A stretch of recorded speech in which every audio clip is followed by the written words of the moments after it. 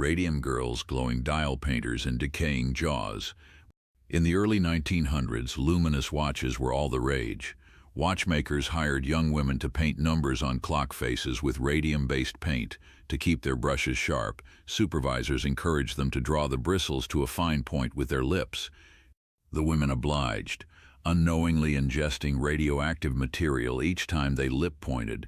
Public health officials later noted that by doing so, the dial painters ingested radium paint and developed horrifying dental problems and a condition known as radium jaw, where the jawbone became necrotic and fell apart. After 1926, when the dangers of radium exposure were recognized, companies finally stopped instructing workers to point their brushes with their mouths. But it was too late for many. The women suffered aplastic anemia, necrosis of the jaw, and bone cancers. Their lawsuits eventually helped establish worker safety regulations and led to stricter controls on radioactive materials. The tragedy of the Radium Girls stands as a grim reminder of how easily profit can trump human life when science is poorly understood and corporations refuse to listen.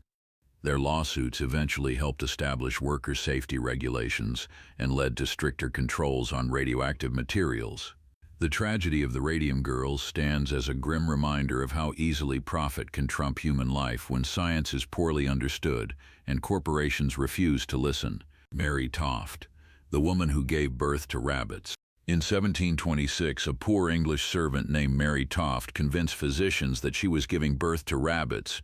Midwives and surgeons delivered pieces of rabbit and other animal parts from her body, and the spectacle attracted crowds. For months, Mary insisted that she had been impregnated by a supernatural force. Physicians argued over whether she was producing monsters, and even the king's own surgeon examined her. Under threat of exploratory surgery, Toft finally confessed on 7 December 1726 that she had manually inserted dead rabbits into her vagina and feigned labor. She was charged with being a notorious and vile cheat, imprisoned and exhibited to paying crowds before being quietly released. The scandal humiliated the medical profession and remains a cautionary tale about gullibility and the desire for marvels. It also illustrates how women's bodies were used for spectacle in early modern England, a theme that resurfaces throughout this episode. The Mignonette, survival cannibalism and the custom of the sea.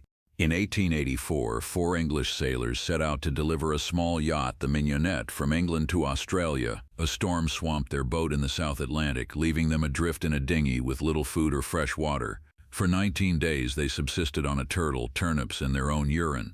When the supplies ran out, Captain Tom Dudley raised the grim topic of the custom of the sea, a tradition among sailors that if no bodies were available to eat, lots would be drawn and one person killed to feed the others. In this case, there was no lottery. The 17-year-old cabin boy, Richard Parker, who had drunk seawater and was delirious, became the chosen victim. Dudley and his mate Edwin Stevens killed Parker, and the 3 survivors ate him. 4 days later, a German bark rescued them. Upon reaching England, their story horrified the nation. A contemporary account recorded that after 19 days at sea, the crew cast lots as to who should be killed to afford the others sustenance. It fell to the lot of a boy named Parker to be sacrificed, and he was accordingly killed and eaten. The captain and mate were convicted of murder. Their death sentences were later commuted to 6 months in prison. The case, known as R.V. Dudley and Stevens, established that necessity is not a defense for homicide and ended the unofficial custom of the sea.